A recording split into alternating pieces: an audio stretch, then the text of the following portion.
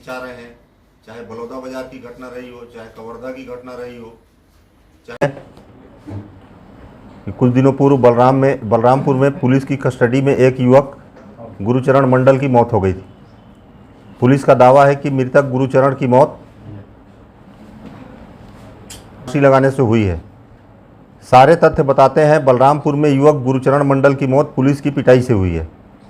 मृतक जिसकी पत्नी 29 सितंबर को लापता हो गई थी, गुरुचरण मंडल को उसके पिता के साथ उसकी पत्नी के लापता होने के संबंध में पूछताछ के लिए पुलिस स्टेशन बुलाया गया था। मृतक के परिजनों का कहना है कि पुलिस ने 4 दिनों से उसे तथा उसके पिता को थाने बुलाया तथा 4 दिनों से उसे थाने में हिरासत में रखा। पिछले 20 दिनों से गुरुचरण मंडल की पत्नी लापता थी और उसका पिता अपने बेटे के साथ 3 दिनों से हिरासत में था। पुलिस ने गुरुचरण मंडल के पिताजी के साथ भी मारपीट किया है।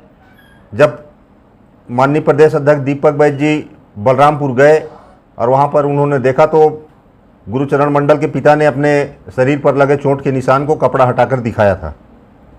अब यहाँ पर सवाल ये पैदा होता है कि आप जिसकी पत्नी गुम हुई है, जिसने शिकायत दर्ज कराई, उसी को आप लगातार थाने बुला रहे हो और आप जानते हो कि वो शासकीय कर्मचारी है। उसके बाद आप सुबह उसको 10 बजे से लेकर शाम को 6 बजे 7 बजे तक प्रतिदिन बैठा रहे हो, उसके साथ मारपीट कर रहे हो, उसको प्रताड़ित कर रहे हो।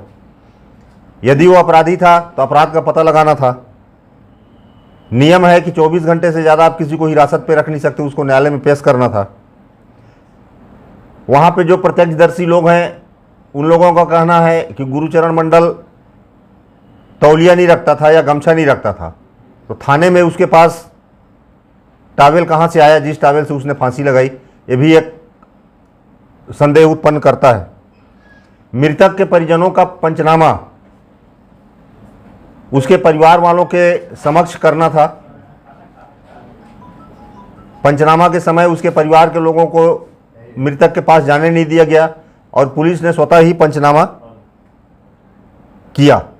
दूसरी जो संदेह की बात है, पुलिस परिवार वालों पर लगातार दबाव बना रही थी कि गुरुचरण मंडल के शव को जलाया जाए, जबकि परिवार वाले बोल रहे थे कि हम इस शव को जलाएंगे नहीं, दफनाएंगे। काफ़ी जद्दोजहद और वाद विवाद के बाद पुलिस इस बात पे मानी कि नहीं, ठीक है, इसको दफना दिया जाए।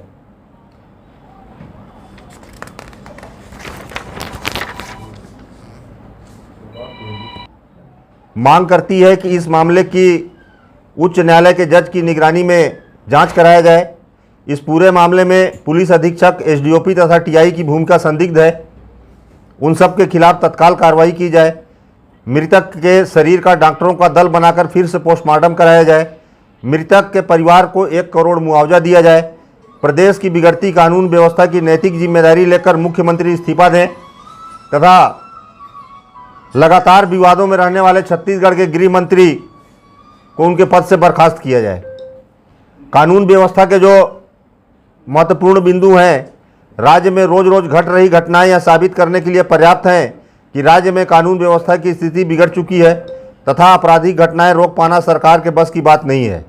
ऐसी नकारी और निकम्मी सरकार को तत्काल बर्खास्त कर राज्य में राष्ट्रपति शासन लगा दिया जाना चाहिए। जब जनता अपने जान माल की सुरक्षा तथा अपराधियों और आपराधिक घटनाओं के विरोध में खुद सड़कों पर उतर जाए तथा कानून अपने हाथ में लेने लगे, राज्य के हालात अराजक हो जाएं, तब ऐसी सरकार को बर्खास्त कर दिया जाना चाहिए। बलरामपुर में महिलाओं ने पुलिस पर हमला कर दिया। सरकार की अकर्मण्यता का नतीजा है जनता को अब पुलिस और सरकार पर भरोसा नहीं रहा। जनता सरकार की क्षमता और पुलिस की दुर्भावनापूर्वक कार्रवाइयों के खिलाफ विद्रोह पर उतर आई। पुलिस की अक्षमता और सरकार के अनिर्णय के कारण बलौदा बाजार में एसपी कलेक्टर कार्यालय जला दिया गया। सूरजपुर में अपराधी के घर पर हमला करने गई भीड़ ने एसडीएम को पीटने के लिए दौड़ा दिया, उनको भाग कर जान बचानी पड़ी। कवर्धा में पुलिस से न्याय की उम्मीद छोड़ चुकी जनता ने एक व्यक्ति को उसके घर में जिंदा जला दिया। सीतापुर में पुलिस की लापरवाही के खिलाफ अपराधी पर कार्रवाई की मांग को लेकर जनता ने 24 घंटे चक्का जाम कर दिया था, तब जाकर पुलिस ने कार्रवाई किया। यह सारी घटनाएं बताती हैं कि भाजपा के राज में अराजकता फैली हुई है। सरकार चलाने वाले कानून व्यवस्था को नहीं संभाल पा रहे हैं। सरकार की विफलता की जवाबदेही मुख्यमंत्री की है। मुख्यमंत्री का नियंत्रण सरकार पर नहीं है। सरकार बेपटरी हो चुकी है। 4 एसपी और कलेक्टर, दर्जनों वरिष्ठ पुलिस अधिकारियों को हटाने के बाद भी सरकार कानून व्यवस्था नहीं संभाल पा रही है, तब मुख्यमंत्री गृह मंत्री को हटाने में क्यों हिचकिचा रहे हैं? मुख्यमंत्री को ऐसा लगता है कि उनके गृह मंत्री की गलती नहीं है, तो सरकार की नाकामी की जिम्मेदारी खुद लेकर मुख्यमंत्री जी तत्काल इस्तीफा दें। पूरे प्रदेश में जब से भारतीय जनता पार्टी की सरकार बनी है, भारतीय जनता पार्टी के कार्यकर्ता ही प्रथम कानून का उल्लंघन कर रहे हैं और अपनी सरकार का दबदबा दिखाकर मनमानी करना चाह रहे हैं। कुछ ऐसी घटनाएं मनेंद्रगढ़ में भी घटी हैं। अभी 2 दिन पहले की जो घटना है, एक भारतीय जनता पार्टी का बड़ा नेता पहले ज़मीन की नजूल ज़मीन की बिक्री करता है, फिर जब खरीदार उस पर अपना अस्थायी डेरा बना लेता है, उसमें रहने लगता है, तो उसकी अनुपस्थिति में बुलडोजर लगाकर उसका मकान तोड़ता है। ये बहुत ही दुर्भाग्यजनक है। मनेंद्रगढ़ बहुत शांति प्रिय जगह रहा है शुरू से लेकर आज तक, लेकिन मनेंद्रगढ़ में भी कई ऐसी घटनाएं हुई हैं, गोलीकांड हुआ है, चाकूबाजी की घटनाएं हुई हैं, मर्डर हुए हैं, चोरी की घटनाएं लगातार हो रही हैं।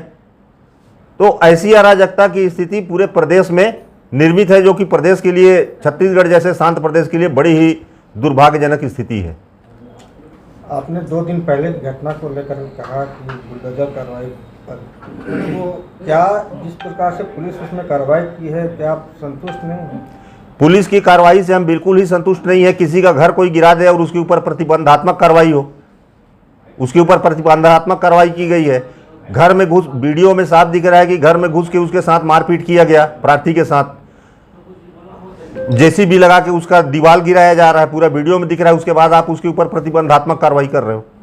इसको लेकर कांग्रेस क्या करेगी? आने वाले दिनों में 3 तारीख को हम लोग पूरे जिले में और प्रदेश में बिगड़ती कानून व्यवस्था को लेकर 3 तारीख को हम लोग बहुत यहाँ पर धरना प्रदर्शन करने वाले हैं मनेंद्रगढ़ में जिला स्तर पर।